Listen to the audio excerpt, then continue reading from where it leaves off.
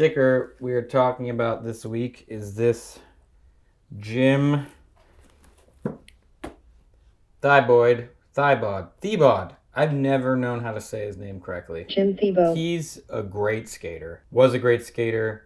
Now he is one of the people that runs Real Skateboards with Tommy Guerrero, which is a great skate company. They put out great graphics. He also helps run Crooked, another great company that makes great graphics. This sticker is based partially on a full board graphic. It was done in 1918. It was done in 1989 by Justin Forbes. Justin Forbes did a lot of really good graphics for Santa Cruz, and I think this is the period where Santa Cruz was in charge of Santa Monica Airlines. This is a Santa Monica Airlines sticker and graphic, and Santa Cruz, I believe, bought them and was kind of in charge of all the graphics. That's why you see the different versions of the Nodis graphics from SMA when they took over. There's just different versions. I don't know if they're better or worse. They're just redrawn. I don't know if he made up this graphic entirely. The whole board graphic's a comic book page. There's two versions. One has the Joker of Batman the Joker, and one doesn't. I imagine there was a copyright problem, which that's pretty rare in skateboarding where there is a copyright situation and the company changes it. Usually they kind of just wait till they get a cease and desist. But maybe, 1989 Batman, you're talking about right around when the movie came out or whatever. They probably weren't messing around with people stealing their content. So there's a version where you see the Joker, and there's a version where it's just kind of a redheaded, crazy looking guy in the background. And then this superhero character stays the same in both board graphics. It's a great drawing of an obvious comic book style character. Justin Forbes drew really sound figures. He's a good draftsman. The people, they just have weight. They're well drawn. You can tell he knew about anatomy and stuff because everything just feels really solid. The minute I look at this, I immediately think of Stan Lee, the great creator of all the Marvel, a lot of the Marvel universe. He created a lot of that stuff with his partner Jack Kirby, who did a lot of the drawing. Jack Kirby is responsible for a lot of what you see as comic book style drawing of that golden age, the Marvel characters and stuff. It reminds me of my favorite comic book illustrator, Jim Lee. Jim Lee was very big in the 90s when I was learning how to draw in junior high and high school. He's still really big. He's probably my favorite comic book artist. I talked to him on the phone once. I was doing a podcast and I interviewed him over, I guess it was speakerphone. And I told him that he was how I learned how to draw hands and furrowed brows and abs and muscles and stuff like that. Comic book art's, it's really important. I find comic book illustration really important. I'm actually surprised it doesn't appear in skateboarding a little more often, because I feel like the connection between comic book dorkery and skateboard nerdery isn't that far removed. The graphic elements of both to me are similar. It's really bright, hard line. It's dynamic. It's trying to grab your attention. You do see comic book stuff appear in skateboarding, but not as much as I think. Jim Lee has done some skateboards. I know that. I remember. I didn't buy them, but I remember when he did them. But those artists can just draw perfectly for skate graphics. So it makes sense to me when anytime someone uses a comic book image on a skateboard, it's just kind of a layup. It seems really it makes perfect sense. It's already ready to print because it looks just like it did on the cover of a comic book or in the page. It looks just like that on the board.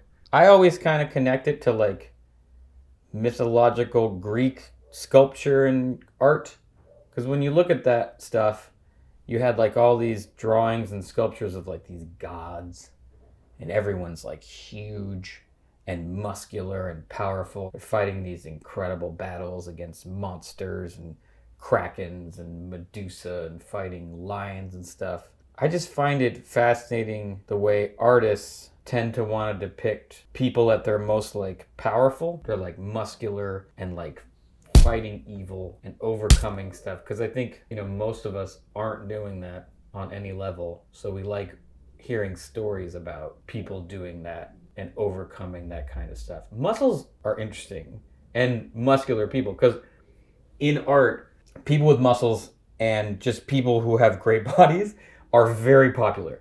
And particularly muscular men, they've appeared in art forever. And it's an interesting thing to me because muscles, you can like make them.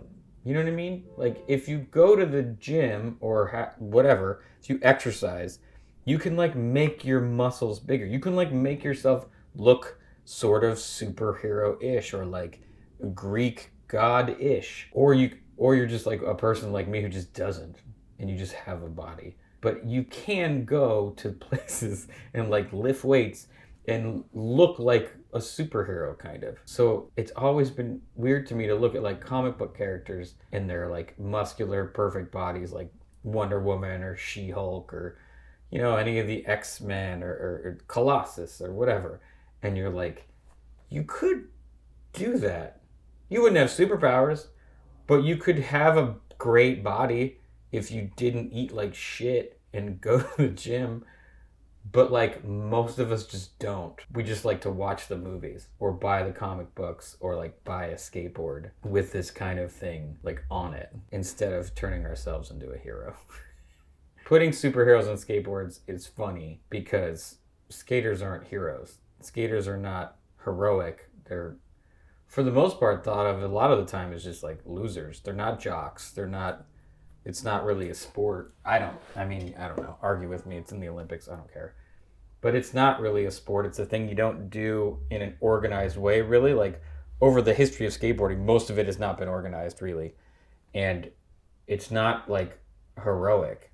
The reject kids, the stoners or, like, the burnouts in some alley or some, like, office park or the behind a supermarket where there's a ledge, and you're just, like, in the gutter places trying to like get tricks or skate or whatever. It's not overcoming a monster because you want to fight evil, not even a little bit. So anytime I see skate imagery with superheroes or anything like kind of triumphant, it's already funny because that's not who skaters are. It's not the culture of skateboarding. So that in and of itself is funny. Santa Monica Airlines was always pretty funny.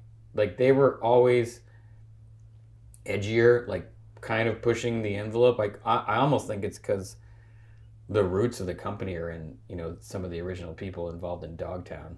Nodis is a kid who grew up in Santa Monica, skating around the people who were part of the Dogtown Z-Boys lineage, which is a very rebellious lineage.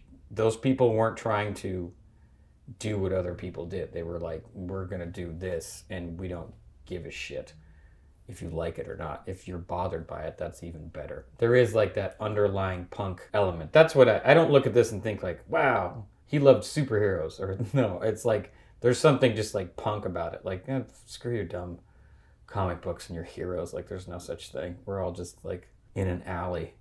We're all, most of us are leading lives of quiet desperation. We're not overcoming amazing odds. We're just trying to stay alive and eat food in front of the television. Like, I've never looked at this and thought, like, that's a hero. I don't know if this is a good guy or a bad guy. I just know it's, like, a powerful element. It's a good sticker. It's clear. It's, let's see, pink, yellow, light blue, green, black. Five. It looks great. My version, I think this version has, like, a little tiny printing error. It's, like, slightly faded. Like, I should probably get another one. I don't know where I bought this on eBay. It's really one of my favorites. I don't know why. Like, it's so simple. I think it's because I drew so many comic books.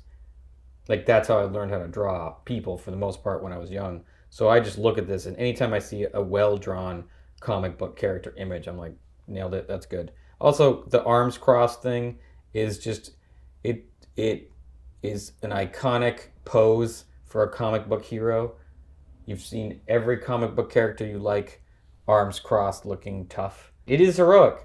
We've looked at these heroic characters throughout history. David fighting Goliath and people like that. So this I think that's why people like comic book characters. It's just you want to find good-looking, muscular heroes with better waistlines than you, achieving things that make you feel like you can achieve things in your own life. Because it's hard to look at like whoever's sitting at the desk next to you and be like, you're inspiring, Scott.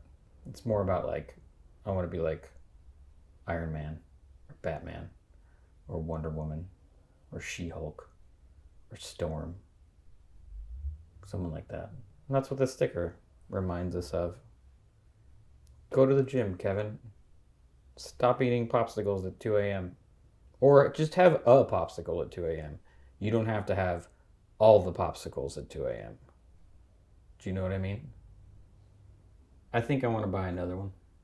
I didn't buy the reissue board. They reissued it. I didn't buy it because I don't have any space. But if they reissued this sticker, I'd buy a lot of them. But you know what? I'm probably going to go inside and look for another one of these because I could use a double. So that is why this is one of my favorite stickers.